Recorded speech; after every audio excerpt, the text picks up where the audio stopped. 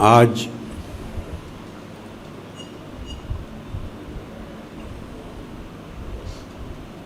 ایک انتہائی اہم بات پریس کانفرنس کی صورت میں پوری قوم تک پہنچانا چاہتا ہوں۔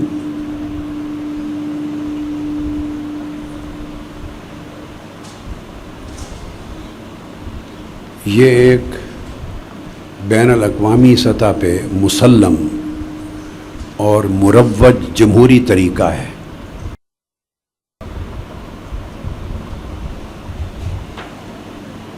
جسے انتخابات کے وقت میں اور اس کے علاوہ بھی آف اینڈ آن دنیا کی ڈیموکریسیز میں بڑی بڑی جمہوریتوں میں اپنایا جاتا ہے۔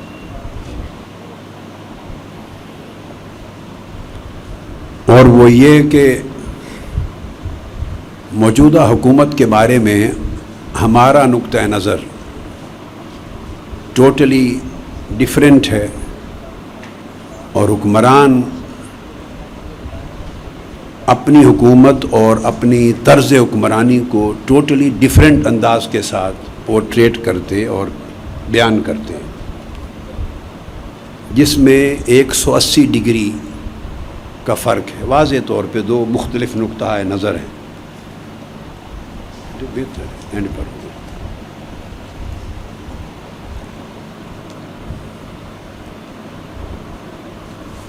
اور اس سلسلے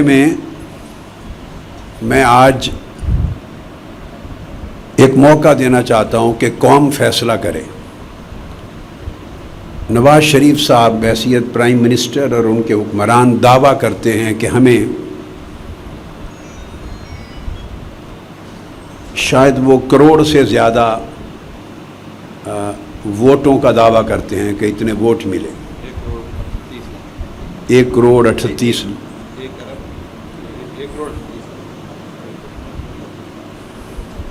اور ان کا نقطہ نظر یہ ہے کہ عوام ان کے ساتھ ہیں اور عوام ان کے طرز حکمرانی سے خوش ہیں۔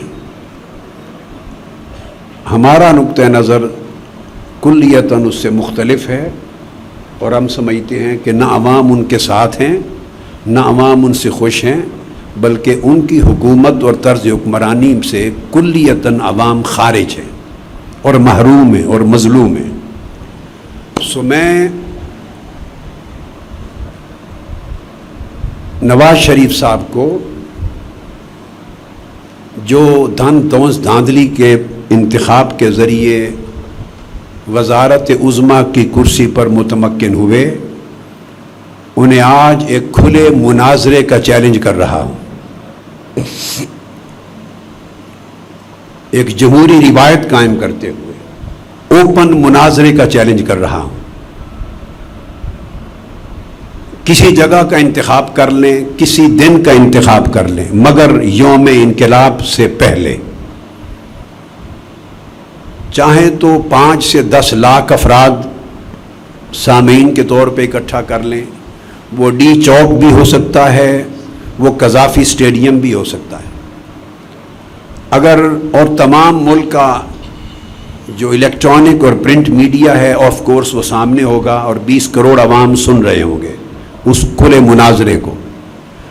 اگر سیکیورٹی پرابلمز ہوں تو اسے محدود کر سکتے ہیں، چاہیں تو اسلام آباد کا کنونشن سینٹر کر لیں، یا مجھے نہیں معلوم ایوان اقبال یا کوئی بھی بڑا سے بڑا جو اس ملک میں محفوظ سینٹر ہو سکتا ہے، جہاں سیکیورٹی چیکس کے ساتھ 5-10 ہزار افراد 8,000 افراد آ سکیں۔ اور اگر سلیکٹڈ گیدرنگ ہو تو پھر وہ یونیورسٹیز کے اسٹوڈنٹس ہوں، ہائر لیول کے میڈیکل کالجز کے، اعلیٰ تعلیمی اداروں کے اونچے درجے کے طلباء ہوں، اور معزز معاشرے کے طبقات، پڑھے لکھے طبقات ہوں، عورتیں بھی مرد بھی جوان بھی سارے۔ 10 اینکر چن لیے جائیں، یا 10 کے 10 غیر جانبدار اونچے کیلیبر کے لوگ ہوں جن پر ساری قوم غیر جانبداریت پہ متفق ہو، یا 5 وہ اپنی مرضی کے چن لیں اور 5 ہم اپنی مرضی کے نومینیٹ کر دیتے ہیں۔ دونوں آپشنز ان پر ہیں، وہ یکساں سوال کریں۔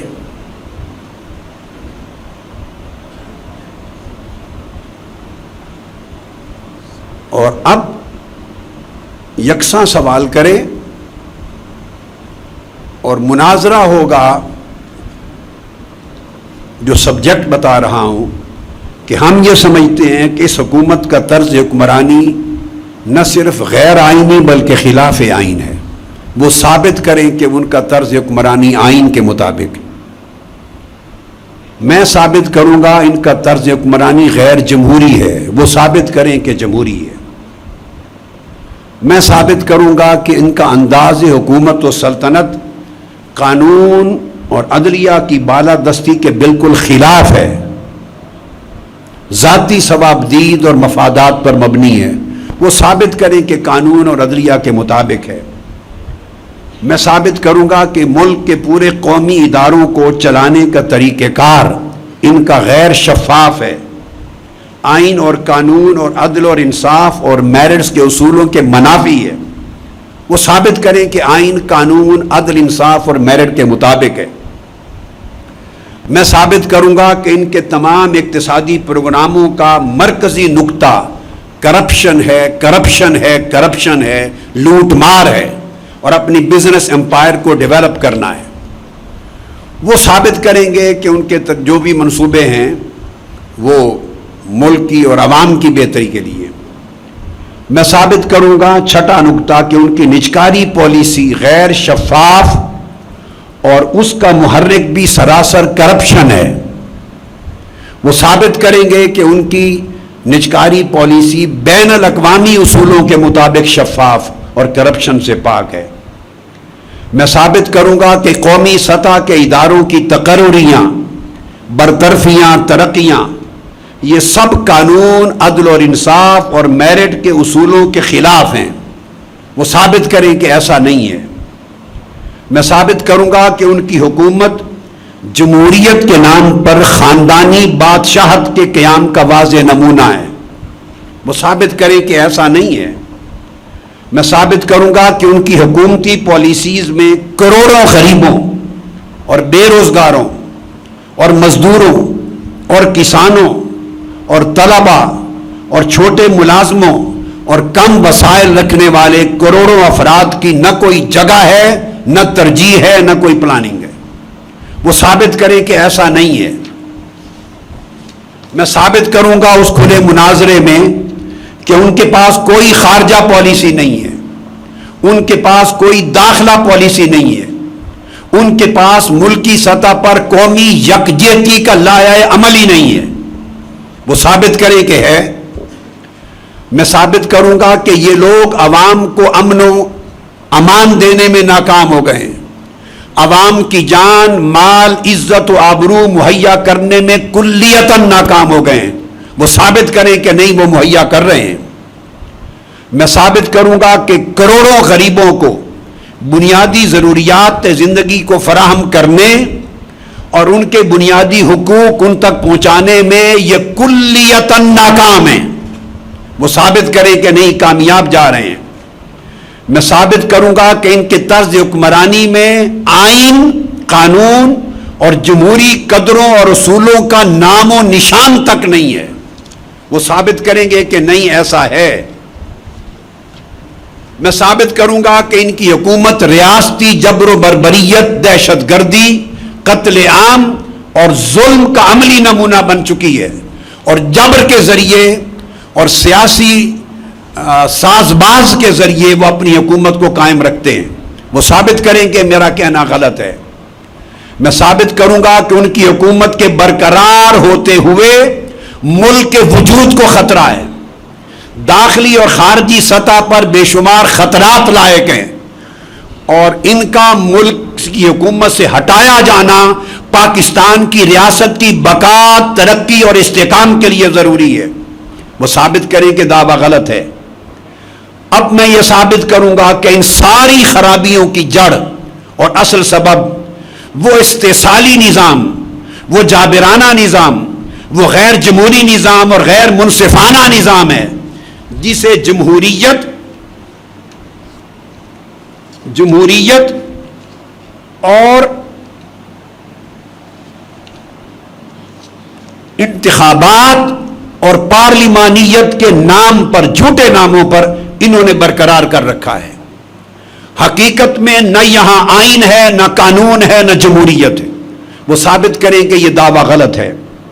میں یہ ثابت کروں گا کہ یہ نظام نہ صرف آئین پاکستان کے بنیادی تقاضوں کے خلاف ہے، بلکہ آئین کے بنیادی اور اساسی اصولوں کی نفی کرتا ہے، اور قائد اعظم کی تعلیمات کے خلاف ہے، اور قائد اعظم محمد علی جناح علیہ رحمت کے دیے ہوئے تصور پاکستان کے مکمل طور پہ اس کو مسترد کرتا ہے۔ وہ ثابت کریں کہ وہ آئین اور قائد اعظم کے تصور پر چل رہے ہیں۔ میں یہ ثابت کروں گا کہ یہ نظام صرف طاقتور اشرافیہ کے سیاسی اور مالی مفادات کے تحفظ کے لیے بنایا گیا اور برقرار رکھا گیا ہے، اور اس سے 18 کروڑ عوام کو کلیتاً اقتدار سے خارج اور بنیادی حقوق سے محروم رکھا گیا ہے۔ وہ ثابت کریں گے کہ ایسا نہیں ہے۔ میں ثابت کروں گا اس نظام کی تبدیلی اس نظام کے اندر رہ کر ناممکن ہے، جسے وہ پارلیمانیت اور انتخابات کہتے ہیں۔ اس نظام کے اندر رہ کر نہ اس نظام کی تبدیلی ممکن ہے، نہ آئین کی بالادستی ممکن ہے، نہ عوام کو اور ملک کو جمہوری حقوق مل سکتے ہیں، نہ کرپشن کا اور اشرافیہ کے ناجائز قبضے کا خاتمہ ہو سکتا ہے۔ لہذا ثابت کروں گا کہ یہ نواز شریف صاحب اور ان کی پوری حکومت اور یہ نظام کلیتاً ختم کیے بغیر اور اس نظام کے خاتمے کے بغیر اس ملک کے 18-20 کروڑ عوام کا مقدر سنور نہیں سکتا، اور ریاست پاکستان کے ادارے ان کا میکنزم ٹرانسپیرنٹ نہیں ہو سکتا، اور اس ملک میں اکاؤنٹیبلٹی اور احتساب نہیں ہو سکتا، اس ملک میں قانون کی بالادستی نہیں ہو سکتی، اس ملک میں آئین کا نفاذ نہیں ہو سکتا، اس ملک کے عوام کو عدل اور انصاف نہیں مل سکتا، اور عوام کی دہلیز پر خوشحالی نہیں مل سکتی۔ یہ میں نے 20 چیزیں سامنے رکھ دی ہیں، ڈیٹیلز میں نہیں گئے۔ نواز شریف صاحب کو بذات خود وہ لیڈر ہیں، ان کے نوکروں کو نہیں، ان کے ملازموں نوکروں چھوٹوں کو نہیں۔ Leader has to come up with his vision, with his ability, and he has to establish and prove whether he is in a position to lead the nation or not. وہ leader ہیں، انہیں مناظرے میں میں challenge کر رہا ہوں کہ براہ راست آئیں میرے ساتھ، نہ میرا کوئی معاون ہوگا نہ ان کا کوئی معاون ہوگا۔ 10 اینکر ہوں گے اعلیٰ ریپیوٹ کے، یا 5 نامزد، چاہیں تو وہ صحافی ہوں گے۔ اینکرز میری مراد اینکر صحافی سب آپ لوگ چوٹے کی سینئر صحافی، چاہیں تو 10 لاکھ لوگ لے آئیں، وہ کروڑوں کے نمائندے ہیں، کھلی اجازت لے آئیں، جن کے نمائندے ہیں بلا لیں، عوام الناس کو اجازت دیں، جو جگہ مقرر کریں، 10 لاکھ 20 لاکھ کا انتظام کریں۔ ان کا سیکیورٹی پرابلم ہے، اتنا فاصلہ رکھ لیں جہاں سیکیورٹی مینج ہو، اور ٹی وی سکرین سامنے ہوں گے، اور اگر وہ نہیں اوپن کر سکتے تو 5-10 ہزار کی جگہ کوئی ارینج کر لیں جہاں سیکیورٹی چیکس ہوں، اور وہاں سٹیج پر 2 ڈائس ہوں گے، 10-10 15 منٹ ایک ہی سوال ہوگا، میں بھی آؤں گا پھر وہ بھی آئیں گے، اور ڈائریکٹ جواب دیں گے کسی کی ہیلپ کے بغیر، اور ثابت کریں کہ وہ اس اہل ہیں کہ ملک کو چلا سکتے ہیں، اور ثابت کریں کہ وہ اس اہل ہیں کہ آئین کی فرما روائی قائم رکھے ہوئے ہیں اور رکھ رہے ہیں۔ وہ ثابت کریں کہ کرپشن نہیں ہو رہی، وہ ثابت کریں کہ نظام شفاف ہے، وہ ثابت کریں کہ ملک میں حقیقی جمہوریت ہے، وہ ثابت کریں کہ عوام کی خوشحالی کے اقدامات ہو رہے ہیں، وہ ثابت کریں کہ ان کا رہنا آئین قانون کے مطابق چل رہا ہے، ان کا طرز حکمرانی۔ میں سب کچھ مسترد کروں گا اور فیصلہ عوام کے اوپر چھوڑ دوں گا، عوام جو فیصلہ کریں گے میں قبول کروں گا، مگر یہ یوم انقلاب کے اعلان سے پہلے ہونا چاہیے۔ ادروائز جب یوم انقلاب کا اعلان ہو گیا، اگر چاہیں یہ بھی آپشن ہے کہ یوم انقلاب جس دن لاکھوں کروڑوں لوگ شامل ہوں گے وہ بھی لے آئے، ڈی چوک پر بھی مناظرہ کرنے کو تیار ہوں یوم انقلاب کے دن، اس سے پہلے بھی کرنے کو تیار ہوں، تاکہ قوم 2 گھنٹے 3 گھنٹے براہ راست سنے، قابلیت کو دیکھے، شفافیت کو دیکھے، امانت و دیانت کو دیکھے، کارکردگی کو دیکھے، صلاحیت کو دیکھے اور نیت کو دیکھے، سب کچھ عیاں ہو جائے گا اور قوم فیصلہ کر دے گی کہ کون اس ملک کو چلانے کے اہل ہیں اور کون لوگ اس ملک پر برقرار رہے تو وہ عوام اور ریاست کے دشمن ہیں۔ آج کی یہ پریس کانفرنس صرف یہ چیلنج دینے کے لیے تھی مناظرے کا۔ میں روزانہ انتظار کروں گا کہ اگر ان کے پاس کوئی حقیقت ہے تو میرے اس مناظرہ کے اوپن مناظرے کو قبول کریں اور جرأت کے ساتھ سامنے آئیں، میرے سامنے آ کر بات کریں، میرج پر بات کریں، آئین کی روشنی میں بات کریں، قانون کی روشنی میں بات کریں، ہر ایشو پر بات کریں اور ثابت کریں، اپنا کیس بھی اور میں بھی ثابت کرتا ہوں اور فیصلہ عوام پہ چھوڑتے ہیں۔ اس گفتگو کے ساتھ قبل اس کے کہ آپ کچھ سوالات کریں، میں پاکستان پیپلز پارٹی کے ایک نہایت مقتدر رہنما محترم خواجہ عامر فرید کوریجا، جو سجادہ نشین بھی ہیں خواجہ غلام فرید صاحب رحمۃ اللہ تعالیٰ علیہ کوٹ مٹن شریف کے، اور پچھلے پرائم منسٹر یوسف رضا گیلانی صاحب کے پولیٹیکل ایڈوائزر بھی تھے، آپ جانتے ہیں، اور پھر محترمہ بے نظیر بھٹو اور یہ تمام لیڈرشپ ان کے ساتھ، ان کے بڑا پوری سٹرگل میں یہ شریک رہے ہیں، جیلیں بھی کاٹی ہیں، 10-12 سال بڑی ہائی پروفائل پر انہوں نے کام کیا ہے۔ آج وہ ساری پرانی وابستگی چھوڑ کر پاکستان عوامی تحریک میں شمولیت کا اعلان کر رہے ہیں۔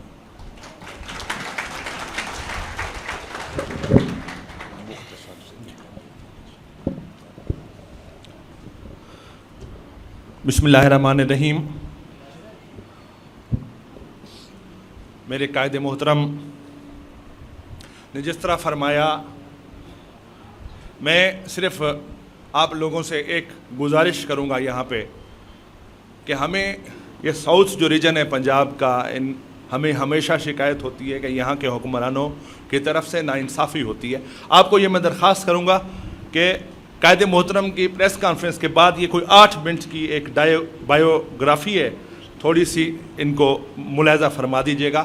میں آج قائد محترم کی قیادت پہ اعتماد کرتے ہوئے پاکستان عوامی تحریک میں شمولیت کا باقاعدہ اعلان کر رہا ہوں،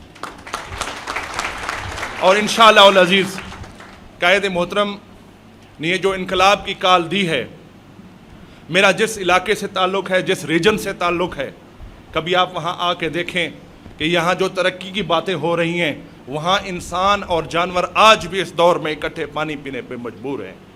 آج جو صوبوں کی باتیں ہو رہی ہیں، یہ جو ناانصافیاں ہیں، یہ لاہور جب ہم بچپن میں ہوتے تھے تو اس کو داتا کی نگری کی نسبت سے پہچانا جاتا تھا۔ داتا کی نگری، اگر کسی نے داتا کی نگری کو تخت لاہور بنایا ہے تو یہ یہی حکمران ہیں۔ تو اس پھر داتا کی نگری کو، اس تخت لاہور کو پھر داتا کی نگری بنانے کے لیے میں سمجھتا ہوں کہ اگر کوئی شخصیت موجود ہے، پاکستان کا نظام درست کر سکتے ہیں۔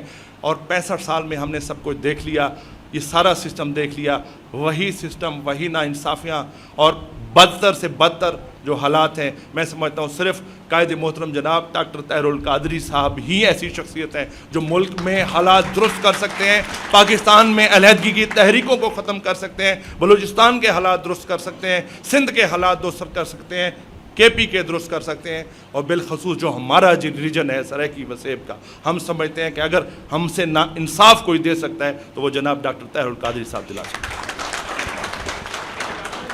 یہ محمد Saif Ullah Khan صدوزئی advocate high court ہیں، یہ بھی پیپلز پارٹی کے وہاں کے ڈیرہ غازی خان کے صدر بھی تھے اور ٹکٹ ہولڈر بھی تھے نیشنل اسمبلی کے اسی الیکشن میں۔ تو یہ بھی پاکستان عوامی تحریک میں شمولیت کا اعلان کیا ہے، اور میں آپ ہاتھ اٹھا دیں تو آپ سب کو سینے سے لگاتا ہوں اور خوش آمدید کرتا ہوں۔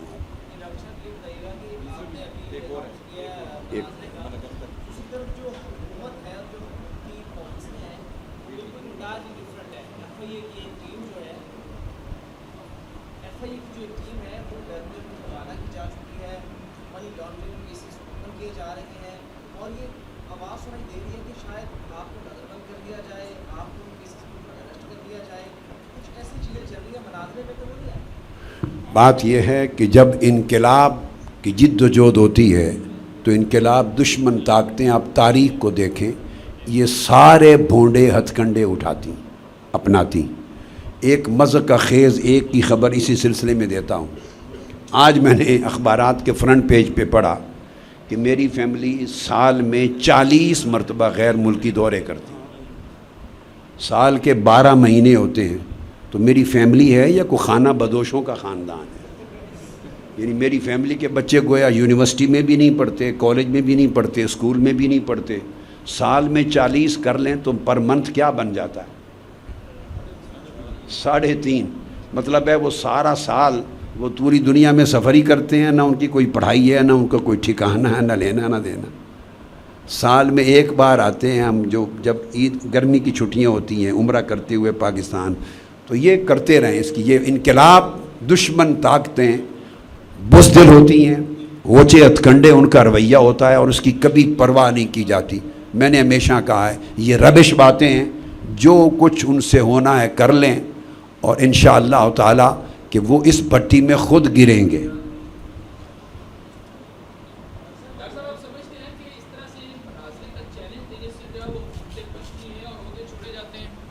میں نے تو دیکھو ایک جمہوری رویے کا ثبوت دیا ہے، انقلاب تو اٹل ہے۔ وہ تو میں نے جب آپ کو ڈیٹ دینی ہے، آپ کو انتظار میں رکھا ہوا ہے، وہ جب ڈیٹ دینی ہے تو انشاءاللہ اللہ کی مدد و نصرت سے وہ اٹل ہے۔ میں تو کہہ رہا ہوں کہ انقلاب کے دن بھی کرنا چاہیں تو اس کی بھی آفر ہے، اس دن ڈی چوک پہ بھی یا جہاں بھی ہوں گے ہم کر لیں گے، مگر بہتر ہے اس سے پہلے کر لیں۔ اپنے کیس کو ثابت کرنے کا موقع دے رہا ہوں، ایک جمہوری رویہ دکھایا۔ ایسا حکومتیں تو ووٹ سے بنتی ہیں، مناظر سے تو حکومتیں نہیں بنتی۔ کس چیز سے بنتی ہیں؟ ووٹ سے بنتی ہیں نا۔ ہاں تو یہاں ووٹ نام کی کوئی شے نہیں ہے، یہاں لوٹ ہے، لوٹ، جس کو آپ لوٹ گھسوٹ کہتے ہیں۔ یہاں تو کوئی ووٹ ان ملکوں میں ہوتا ہے جہاں جبر نہیں ہوتا، جہاں تھانے انوالو نہیں ہوتے، جہاں پٹواری انوالو نہیں ہوتے، ڈی سی انوالو نہیں ہوتے، کمشنر اور ڈی ایس پیز اور سرکاری عملہ انوالو نہیں ہوتا، اور جہاں دھاندلیاں نہیں ہوتی، ریکارڈ نہیں بدلتے، ووٹ وہاں ہوتا ہے۔ ڈاکٹر صاحب یہ بتا دیجیے، ہم نے باہر کی دنیا میں ووٹ دیکھے ہیں جہاں جمہوری ملک ہیں، اٹھ کے لوگ جاتے ہیں، چھٹی بھی نہیں ہوتی، آدھے گھنٹے کے لیے لوگ اپنے آفس سے اٹھ کے جاتے ہیں اور آرام سے تنہا ووٹ ڈال کے واپس آ جاتے ہیں، اور کسی کانوں کان خبر نہیں ہوتی، اور اگلے دن شام کو رزلٹ اناؤنس ہو جاتا ہے۔ اس ووٹ سے حکومتیں بنتی ہیں۔ جو کچھ ہمارے یہاں ہوتا ہے یہ ووٹ نہیں ہے، یہ دھن دونس، دھاندلی، دہشت گردی، بدماشی، غنڈہ گردی، یہ ایک پروسیس ہے، اس کو ہم ووٹ نہیں مانتے۔ ڈاکٹر صاحب یہ بتا اور پھر ایک سیکنڈ، ووٹ جو ہے یاد رکھ لیں، ووٹ صرف اس کو نہیں کہتے جو 5 سال کے بعد ایک ڈبے میں ڈالا جائے، اس کو نہیں کہتے۔ ووٹ ایک ایسی طاقت ہے سٹیزن کی کہ جو 5 سال کے دوران بھی اگر اس کا منتخب نمائندہ ڈیلیور نہ کرے تو جس وقت چاہیں ایک میکنزم ہوتا ہے وہ اس کو بدلوا سکتے ہیں، پارٹیاں ڈی سیٹ کر دیتی ہیں ان کو۔ یہ طاقت سٹیزن کے جو ہاتھ میں ہے اس کو ووٹ کہتے ہیں، صرف اس پرچی کا نام نہیں جو ڈبے میں جاتا ہے۔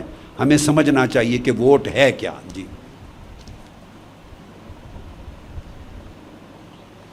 پاکستان عوامی تحریک کی یہ چونکہ میٹنگز پہلے ہو چکی تھیں، خواجہ عامر قریجہ صاحب بہت منجھے ہوئے پولیٹیکل لیڈر ہیں اور بڑا تجربہ ہے، تو ان کو پاکستان عوامی تحریک کی سینٹرل ایگزیکٹو نے سفارش کر دی تھی مجھے، اور آج کی پریس کانفرنس کے لیے پینڈنگ رکھا تھا اناؤنسمنٹ، ان کو ڈپٹی سیکرٹری جنرل پاکستان عوامی تحریک میں تقرر کیا جاتا ہے، ڈپٹی سیکرٹری جنرل کا تقرر کیا جاتا ہے۔ ڈاکٹر صاحب یہ بتا دیجیے جی کہ حکومتی اسٹریٹجی اور ان کی جو تصویر ہے یہ تو سامنے آنا شروع ہو گئی ہے، آپ کو نظر بند کر دیا جائے گا، کارکنوں کی پکڑ دکڑ ہوگی، اور اس کے بعد یہ ان کے عزائم سامنے آ چکے ہیں۔ اب اس کا جیسے ہی آپ کال دیں گے تو اس کے بعد وہ اس پہ عمل درآمد شروع ہو جائے گا۔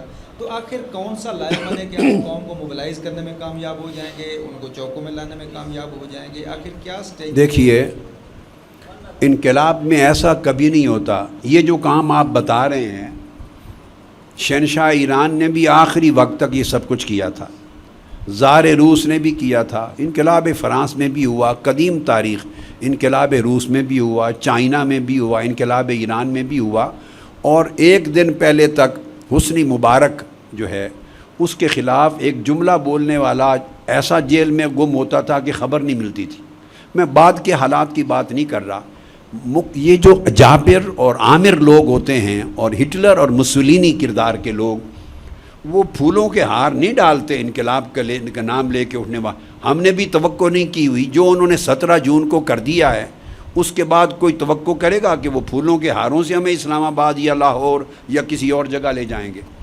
ان کے پاس یہی حربہ ہے، اور انشاءاللہ تعالی عوام جب اٹھیں گے ان کے یہ ہاتھ شل ہو جائیں گے۔ میں آپ کو بتا رہا ہوں یہ شل ہو جائیں گے، اور پولیس والوں کو جن کے ذریعے انہوں نے یہ کرنا ہے ان کو یہ میسیج دینا چاہتا ہوں کہ تمہاری اگر ان کی یعنی ریاست کی نوکری نہیں کرنی، ریاست اور قانون کی تابعداری نہیں کرنی، اگر تم نے ان کی وفاداری اور ان کی ذاتی نوکری کرنی ہے تو تمہاری نوکری کے چند ہفتے رہ گئے۔ میں پورے پاکستان کی اور پنجاب کی پولیس کو بطور خاص بتا رہا ہوں، اگر ان کی نوکری کرنی ہے اور قانون کی دھجیاں اڑانی ہیں اور درندے بن کے کام کرنا ہے تو بچا لو چند ہفتوں کی نوکری کو، ایک فیصلہ کر لو۔ انقلاب کے بعد درندوں کو کوئی اپنے جاب پہ نہیں رہنے دے گا۔ 10 لاکھ جوانوں کو، پڑھے لکھے جوانوں کو جابز دینے ہیں، ویکنسیز ہوں گی تو جاب دیں گے، لہٰذا درندے ہٹا دیے جائیں گے۔ فیصلہ کر لیں یا قانون کے تابع دار ہو کر ان کے ناجائز حکموں کو جو آئین، قانون اور عدل کے خلاف ہیں جوتے کی نوک پہ لکھو اور ٹھکرا دو۔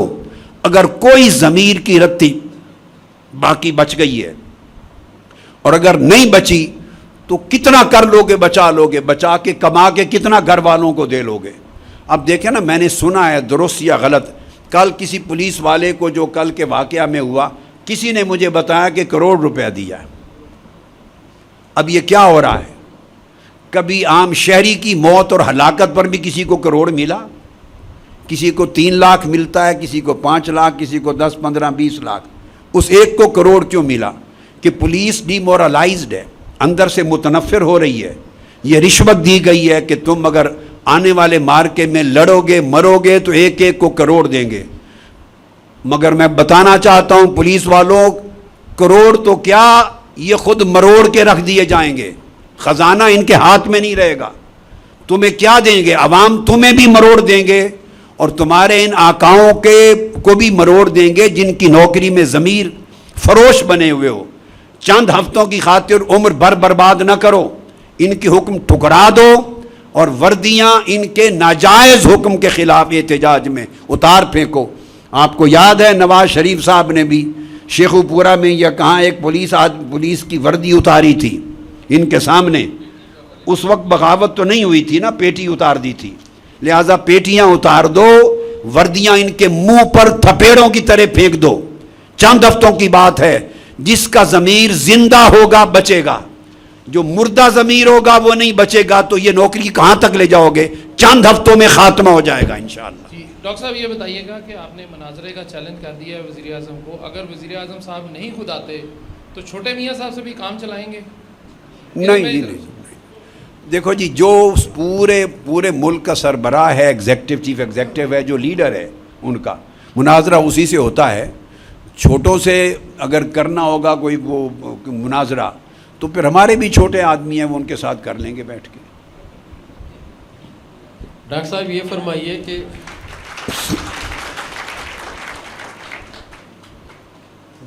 فرمائیے کہ جب آپ انقلاب لے کے ڈی چوک اسلام آباد جائیں گے تو اس کے بعد آپ سمجھتے ہیں کہ وہ حکمران جو ہیں وہ اپنی نشستیں چھوڑ کر، اسمبلیاں چھوڑ کر، سب کچھ چھوڑ چھاڑ کر گھروں کو بھاگ جائیں گے؟ انشاءاللہ تعالی۔ سر میرا سوال، جی، اور اس کے بعد آپ کا سوال سر پہ بھی اور آنکھوں پر سر، آپ کی محبت ہے سر۔ دوسری بات سر کہ اس کے بعد کیا لائحہ عمل ہوگا، کیا طریقہ کار کیا ہوگا، کیسے حکومت عوام کے ہاتھ میں آئے گی، اور کب تک عوام کے ہاتھ میں رہے گی، یا کہیں عوام سے بڑھ کے مارشل لا نہ لگ جائے؟ اور دوسری بات کہ آپ کے یہ جو آپ قوم کو ایک سہانے خواب دکھا رہے ہیں، کیا یہ سہانے خواب کی کوئی تعبیر ہو سکے گی یا نہیں؟ آپ کو پیچھے سے شروع کرتا ہوں آخری حصہ سوال کا. انشاءاللہ ان سہانے خوابوں کی تعبیر آپ اپنی آنکھوں سے دیکھیں گے، انشاءاللہ دیکھیں گے. میں نہ صرف پرعزم ہوں، اللہ کی مدد و نصرت سے کاملاً پر یقین ہوں، اور میں نے اپنی جد و جہد میں شکست کا 1% بھی گنجائش نہیں رکھی.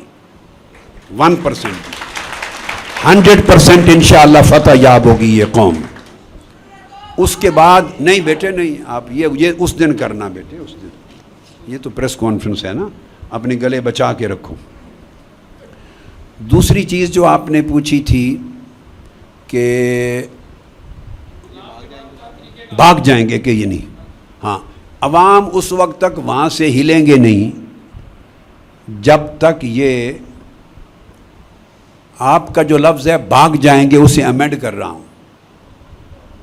بھاگنے کا مطلب تو یہ ہے کہ اپنی مرضی کی جگہ پہ چلے جائیں گے نہیں. عوام اس وقت تک ہلیں گے نہیں جب تک یہ اقتدار سے ہٹ نہیں جائیں گے اور جہاں عوام چاہیں گے اس منزل پہ نہیں پہنچیں گے. یہ اپنے اس منزل پہ جائیں گے جہاں عوام ان کو دیکھنا چاہیں گے. انشاءاللہ تعالی عوام اس وقت تک نہیں ہلیں گے. اور میں نے آپ کو بتا دیا جس انقلاب کی دعوت میں دے رہا ہوں اس میں کوئی مذاکرات نہیں ہوں گے، اس میں کوئی مطالبات نہیں ہوں گے. ایک ہی مطالبہ ہی نہیں ہے. کس سے مطالبہ کرنا؟ عوام کو اقتدار دو اور خود جان چھوڑو، فنش، ایک ہی بات ہے. اب آپ نے پوچھا کہ اس کے بعد کی چیزیں کیسی ہوں گی، وہ تھوڑا سا مجھے آپ اجازت دیں کہ میں وقت پر اس کو ڈسکلوز کروں، قبل از وقت نہیں. وہ سارا خاکہ میرے ذہن میں ہے، میرے پیپرز میں ہے، خلا میں نہیں ہے. ہر چیز تیار ہے، فائلیں تیار ہیں. عوام کو جب اقتدار ملے گا تو اس کی شکل کیا ہوگی، وہ انشاءاللہ تعالیٰ ایک national government of democratic reforms بنے گی. نام تو جو بھی ہوگا لیکن میں اس کا کنسیپٹ دے رہا ہوں. یعنی جمہوری اصلاحات کی ایک قومی حکومت بنے گی جو سب سے پہلے احتساب کرے گی، کڑا اور بے رحم احتساب، کڑا اور بے رحم احتساب جس میں کوئی چھوٹے گا نہیں. اور اس کے بعد پھر ریولوشنری چینجز ہوں گی. وہ چینجز پولیٹیکل سسٹم میں بھی ہوں گی، صحیح جمہوریت کو ان پلیس کرنے کے لیے. اور وہ الیکٹرل ریفارمز بھی ہوں گی، جوڈیشل اینڈ لیگل ریفارمز بھی ہوں گی، ایڈمنسٹریٹو اینڈ بیوروکریٹک ریفارمز بھی ہوں گی، سوشل ریفارمز بھی ہوں گی، اکنامک ریفارمز بھی ہوں گی. ہمہ جہت ایک ایجنڈا ہوگا ریفارمز کا. جب جی بوٹ نہیں آنے دیں گے انشاءاللہ. ہم بوٹ اتارے ہوئے ہوں گے تو کسی کے بوٹ آئیں گے، ہم جوتوں کے ساتھ جائیں گے. بوٹ نہیں آنے دیں گے انشاءاللہ. ہم خود بوٹ والے ہیں اللہ کے حکم سے. تو اگلی بات آخری یہ کہ جب یہ ریفارمز کا ایجنڈا مکمل ہوگا اور اشرافیہ کا احتساب ہو چکا ہوگا اور عوام کے شریک اقتدار ہونے کے راستے صاف ہو چکے ہوں گے، کلیئر، اور ڈیموکریسی اور الیکشن کا پروسیس صاف، شفاف اور عوامی اور شراکتی ہو جائے گا، پھر الیکشنز ہوں گے انشاءاللہ تعالی. ڈاکٹر صاحب یہ فرمائیے گا کہ شیخ صاحب ایک دن پہلے ایک چیز رہ نہ جائے، امپورٹنٹ بات ہے. ایم ایل سی کا جو 3 ہمارے زخمی داخل ہوئے تھے جناح ہاسپٹل میں، چونکہ سرکاری اسپتال ہے تو وزیر اعلیٰ پنجاب یا حکومت پنجاب کے حکم کے تحت ہمارے 90 کے 90 کسی ایک زخمی کو ایم ایل سی جاری نہیں کیا گیا. آج کے دن تک ظلم کی انتہا ہے. میڈیکو لیگل سرٹیفکیٹ جاری نہیں کیا گیا. اب انہوں نے بہانہ کیا بنایا؟ انہوں نے بہانہ یہ بنایا کہ چونکہ گولیاں پولیس نے ماری ہیں، جہاں پولیس انوالو ہو جائے تو جب تک ہمیں اجازت نہ آئے اوپر سے ہم سرٹیفکیٹ جاری نہیں کر سکتے. پھر ہم زخمیوں کو انتہائی اذیت ناک حالت میں اٹھا کر منشی ہاسپٹل لے گئے. انہوں نے کہا پرائیویٹ ہاسپٹل والے اس کا بنائیں. منشی ہاسپٹل سے جا کے MLC تیار ہو رہے ہیں اور وہ فائر آرمڈ انجری کی پوری رپورٹ دے رہے ہیں منشی ہاسپٹل میں. اور بعض جنرل ہاسپٹل لے جائے گئے, ایکس رے ہوئے, MRI ہوئی, CT اسکین ہوئے, اور ہر ایک رپورٹ میں فائر آرمڈ انجری کہ پولیس کی گولیوں سے زخمی ہوئے ہر ایک میں درج ہے.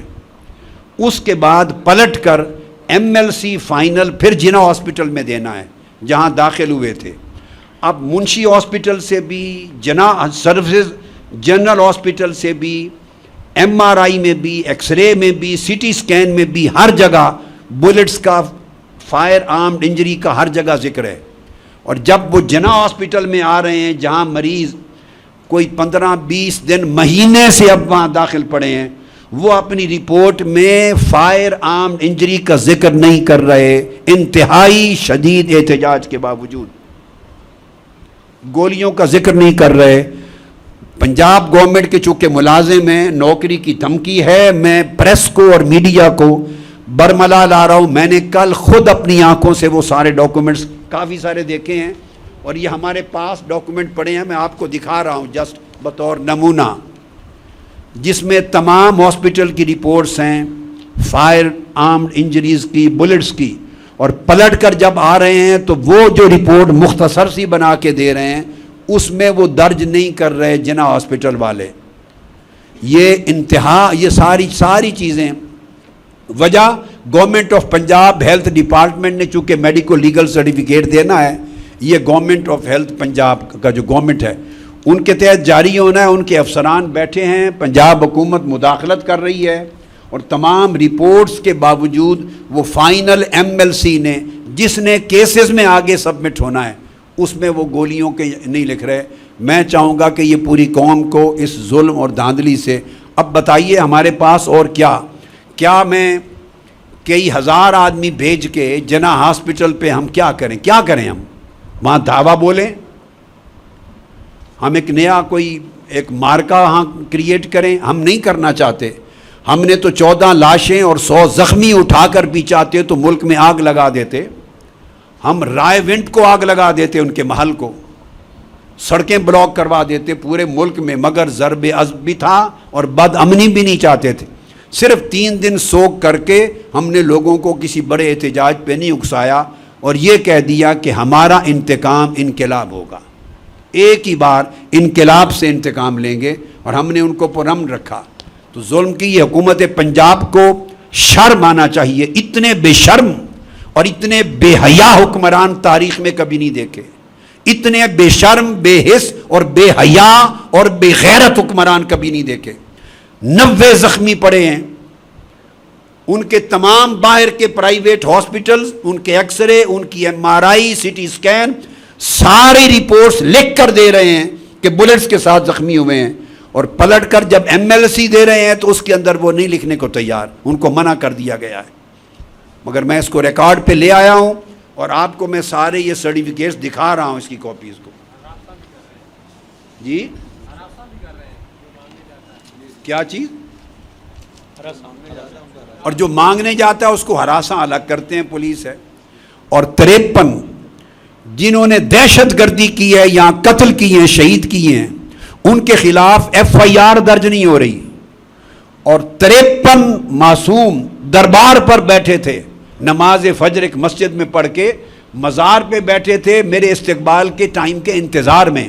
وہاں سے 53 کارکن جا کے پولیس نے اٹھائے, ان کے پاس کوئی برآمدگی نہیں ہے, ان پر دہشت گردی کا پرچہ ڈالا, اور 23 جون سے لے کر آج کے دن تک انہیں زدوکوب اور ٹارچر کیا جا رہا ہے.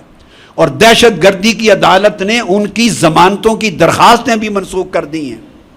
اور اسلام آباد ہائی کورٹ میں گیا ہے اپیل کے لیے, 3 دن رجسٹرار دبا کے بیٹھا ہوا ہے وہاں درخواست, کیونکہ اوپر جو لوگ ہیں وہ بھی ایک خاص ہی قبیلہ ہے, اور وہاں اس کی ضمانت کی درخواست لگ رہی ہے. یعنی ظلم کی یہ انتہا ہے. بعض اوقات لوگ پوچھتے ہیں کہ اوپر آپ کیوں نہیں جاتے, ہم ہر پروسیس کر رہے ہیں, مگر ان ظالموں نے ہٹلر اور مسولینی سے بھی بدتر بربریت کا نظام بپا کر رکھا ہے کہ کوئی جگہ, ادارہ اور پلیٹ فارم نہیں بچا جہاں کسی کو عدل اور انصاف مل سکے. انشاءاللہ تعالی یہ انصاف کے سارے راستے کھلیں گے جس دن انقلاب آئے گا. ڈاکٹر آپ کا صاحب سوال یہ فرمائیے گا کہ شیخ رشید صاحب آزادی مارچ اور آپ کے انقلاب مارچ کو اکٹھا کرنے کی بڑی کوشش کر رہے ہیں. ہم یہ جاننا چاہتے ہیں کہ اب تک جو اکٹھا نہیں ہو پا رہا اس کی بنیادی وجوہات کیا ہے, کیا چیز رکاوٹ آ رہی ہے کہ آپ کا آزادی مارچ اور انقلاب مارچ جو ہے وہ اکٹھا نہیں ہو؟ دیکھیے دیکھو نا, جو شیخ رشید صاحب کہیں گے اس کے ذمہ دار وہ خود ہیں, میں تو ذمہ دار ہوں. ان کی نیک خواہش ہے, اس میں شک نہیں ہے کہ وہ اس کوشش میں لگے ہوئے ہیں, ایک بھلائی کی ایفرٹ کر رہے ہیں وہ بھی, اور چودھری صاحبان بھی کر رہے ہیں. قریب ہو رہے ہیں, گریجولی قریب ہو رہے ہیں. انہیں دور رکھنے کی کاوشیں بھی بڑی زور و شور سے کئی اطراف سے جاری ہیں, مگر قربت کی کوششیں بھی ہو رہی ہیں. میں نے آپ کو بارہا یہ بات کہی, ہم صرف قریب ہو کے نکلنے سے, تاریخ کا تعین تو جب اکٹھے ہوں گے تو پھر ہو جائے گا کیا کرنی ہے تاریخ یا کون سی نہیں کرنی. بیسک چیز ایجنڈا ہے. ہم نہیں چاہتے کہ انقلاب کے دن دو الگ نعرے لگائے جائیں. آپ میری بات کو سمجھ گئے نا. ہم چاہتے ہیں کہ کامل وحدت اور یکجہتی ہو, اور پوری جد و جہد بھی اکٹھی ہو, اور اس کا مطمع نظر اور اس کا آبجیکٹو بھی ایک ہو. اس ایجنڈے کو ایک کرنے کے اوپر کوششیں جاری ہیں. میں امید کرتا ہوں اللہ رب العزت کی مدد سے یہ اچھی بات ہے, اگر اکٹھے کریں تو اچھی بات ہے. اصولاً ہم اس کے خلاف نہیں. جب اکٹھے مل بیٹھیں گے اور ایجنڈے کے اوپر اتفاق ہو جائے گا تو پھر تاریخ کا تعین بھی ہو جائے گا. پھر تاریخ کا کوئی اتنا مسئلہ نہیں. بیسک ایجنڈے کا ایک جگہ یکجا ہونا اور ایک ہونا ضروری ہے. علامہ صاحب, نو ڈاؤٹ ایک بڑی جمہوری روایت ہے جو آپ نے مناظرے کا چیلنج دیا ہے, لیکن جہاں پہ بھی یہ مناظرے کا چیلنج دیا جاتا ہے, جس کی جانب سے دیا جاتا ہے اس کی جانب سے دوسری پارٹی کو کوئی آفر دی جاتی ہے, لائک کہ سپوز اگر آپ مناظرے میں ہار گئے تو یا جیت گئے تو آپ کی حکومت آپ کو مبارک, میں کینیڈا چلا جاؤں گا, یا کوئی اس قسم کا آپ نے کوئی آفر ان کو نہیں دی, اپنی کوئی چیز اسٹیک پہ نہیں لگائی. میرا سوال پورا نہیں ہوا. تو کیا کوئی خدشہ تو نہیں ہے کہ وہ شاید مناظرے میں جیت ہی جائے دوسری پارٹی, جس کی وجہ سے ان کو آفر نہیں دی گئی؟ میں نے آفر دے دی ہے کہ عوام جو فیصلہ کریں گے فریقین کو قبول ہوگا. میں نے تو وہ بھی, میرا تو تکیہ عوام پر ہے. اللہ رب العزت کی مدد و نصرت ہے اور اس کے بعد تکیہ عوام پر ہے. میں نے تو آفر دے دی آپ کو. اور سپوز اگر وہ آپ دعا کریں کہ وہ آئیں, وہ مناظرے کے لیے آئیں تو میں 100 من مٹھائی بھی ساتھ ان کو کھلاؤں گا. ڈاکٹر صاحب سپوز اگر وہ مناظرے پہ آ جاتے ہیں اور ان کو ان کی پسند کا جو کیا ہوتا ہے مطلب ہے یہ بھی تقسیم کریں گے, وہ آئیں اور اتنی جرأت کا مظاہرہ کریں. وہ پورے ملک کو لیڈ کر رہے ہیں اور ان کی قیادت پر اتنا بڑا ایک پارٹی کا اعتماد ہے, اور پورا ملک. آپ دیکھیے ایک بس اناڑی آدمی کو سپرد کرتے ہیں ڈرائیو کرنے کے لیے. بتا دیں آپ کی کار ہو, مجھے ڈرائیو کرنے کے لیے دیں گے؟ انٹرنیشنل لائسنس ہے آپ کے پاس؟ آپ کے نالج کے لیے میرے پاس انٹرنیشنل لائسنس بھی نہیں ہے. ڈرائیونگ لائسنس نہیں ہوگا؟ ڈرائیونگ لائسنس ہے, لیکن میں اتنا ایکسپیرینس ڈرائیور نہیں ہوں. کار ٹوٹے گی نا. میرا مقصد بات کا یہ ہے کہ آپ کسی کو اناڑی آدمی کو گاڑی نہیں دیتے چلانے کی, اور آپ ایک اناڑی آدمی کو جو نااہل ہے اس کو پورا ملک دے رکھا ہے. افسوس کی بات ہے. اس کو ثابت کرنے کی ضرورت ہے کہ کیا وہ اس اہل ہیں. آپ جہاز نہیں دیتے کسی اناڑی پائلٹ کو, گاڑی نہیں دیتے اناڑی پائلٹ کو. گھر بنانا ہو تو اناڑی مستری کو, بلڈر کو, ایک اناڑی ٹھیکیدار کو گھر بنانا نہیں دیتے. آپ ایک اناڑی کو اپنی پینٹ شرٹ اپنے کپڑے نہیں دیتے کسی درزی کو. کسی چھوٹے سے چھوٹے بالکل ایک آدمی جو اہل نہیں ہے اس کو آپ اپنے دفتر کا کیا کہتے ہیں وہ آفس بوائے نہیں رکھتے. تو آپ پورے ملک کی باگڈور آپ ایک ایسے آدمی کو بتاتے ہیں جو اپنی اہلیت ثابت ہی نہیں کرنا چاہتا اور کر سکتا. میں نے ان کی اہلیت کو موقع دیا ہے کہ ثابت کریں. جی تو پھر آپ کی پچھلی دو مرتبہ ان کی تو ٹکریں بھی تو دیکھیں نا کہ ٹکر کتنی مارتے ہیں. جتنی بار بنے ہیں تو ٹکر ماری ہے, سر پھوڑا ہے, عقل بھی یہ ہے. علامہ صاحب اگر یعنی بیٹھے بٹھائے ایک آرمی چیف کو سرکاری دورے پر باہر بھیجتے ہیں, آرمی چیف کو سرکاری دورے پر باہر بھیجتے ہیں, وہ آفیشل سٹیٹ کو ریپرزینٹ کرنے گیا ہوا ہے, اور اس کے پیچھے یعنی آمرانہ سوچ دیکھیے, یا کچھ اور لفظ بول لیجئے جو سوچ ہے, اس کے پیچھے ایک بٹ صاحب کو آپ پھول لگا کے آرمی چیف اپوائنٹ کر رہے ہیں. کو روئے زمین کا کسی ریاست کا کوئی وتیرہ طریقہ ہے؟ اور تو ٹکر مارتے ہیں نا ہمیشہ. 2 بار آئے تو دونوں بار ٹکر ماری. اب بھی انہوں نے ٹکر مارنے میں کوئی کمی نہیں چھوڑی. کوئی پرابلم ہے انہیں یہاں کو اس طرح کا ہے, وہ ٹکر مارتے ہیں اس کے لیے. ڈاکٹر صاحب یہ بتائیے کہ آپ نے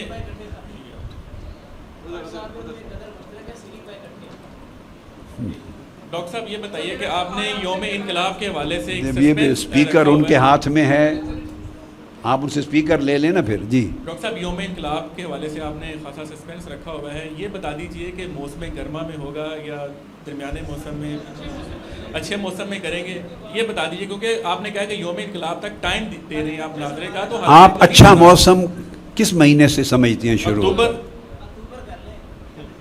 اگر تو اچھا موسم آپ کا اکتوبر میں شروع ہوتا ہے تو پھر آپ اچھے موسم سے پہلے کریں گے. ستمبر میں کریں گے.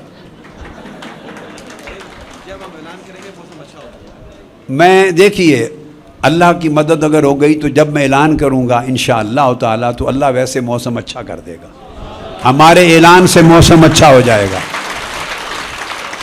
زمینی موسم بھی اچھا ہو جائے گا, آسمانی موسم بھی اللہ اچھا کر دے گا.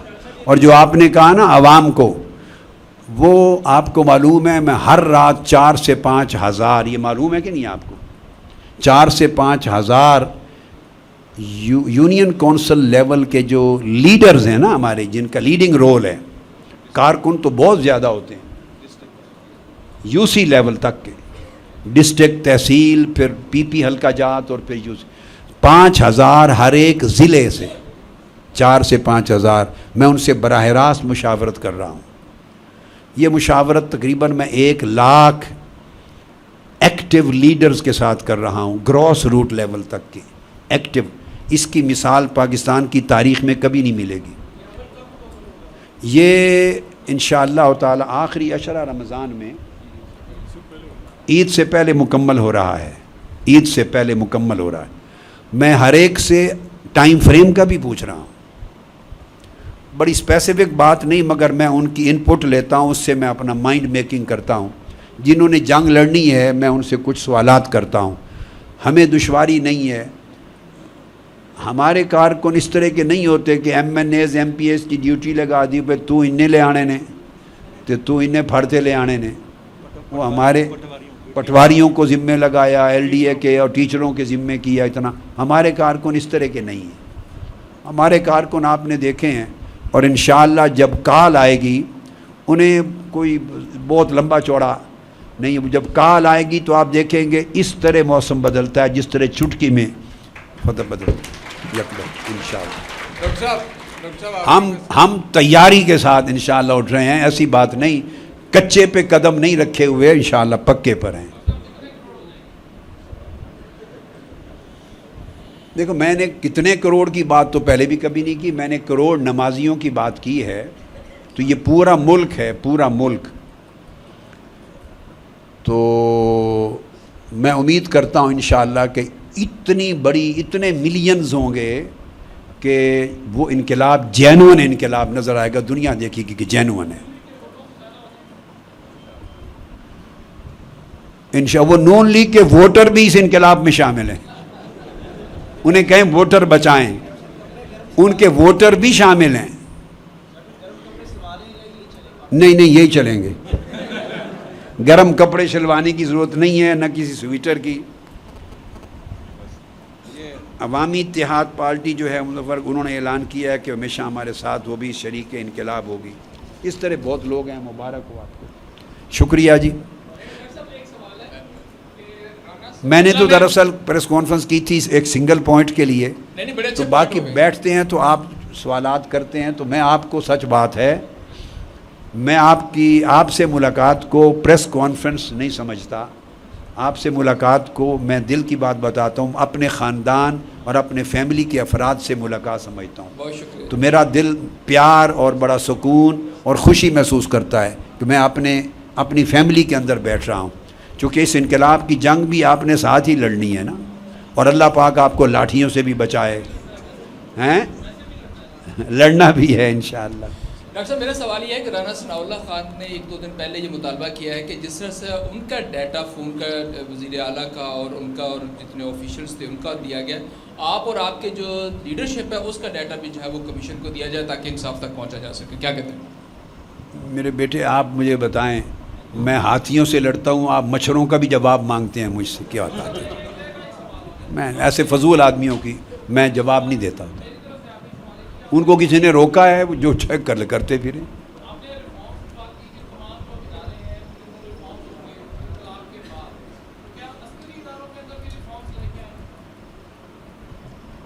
جہاں جہاں ریفارمز کی ضرورت ہوگی ڈیفینیٹلی ان سے مشورہ کریں گے. اگر وہاں ضرورت ہے تو وہاں بھی کریں گے, جہاں ضرورت ہوگی تو وہاں بھی کریں گے, مگر ان سے مشورہ کریں گے کہاں کہاں ضرورت ہے کہاں کہاں نہیں. عسکری اداروں کے اندر کیا کیا سسٹم ہے میں نے ڈیپلی اسٹڈی نہیں کیا. عسکری اداروں سے اتفاق سے میری کو بہت زیادہ الیگ سلیگ نہیں رہتی, مجھے بہت زیادہ معلومات نہیں ہے سسٹم کی.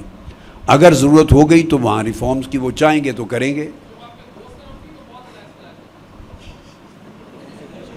وہ میں کمنٹ نہیں کر سکتا, میری الیگ سلیگ زیادہ آپ سے رہتی ہے.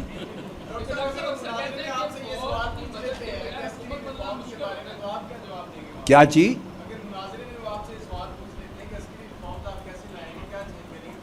میرے بیٹے جب مناظرہ ہوگا تو جو سوال پوچھیں گے ڈٹ کے جواب دے دوں گا. ابھی آپ سے تو مناظرہ نہیں ہو رہا, آپ سے تو پیار ہو رہا ہے نا. ٹھیک ہے.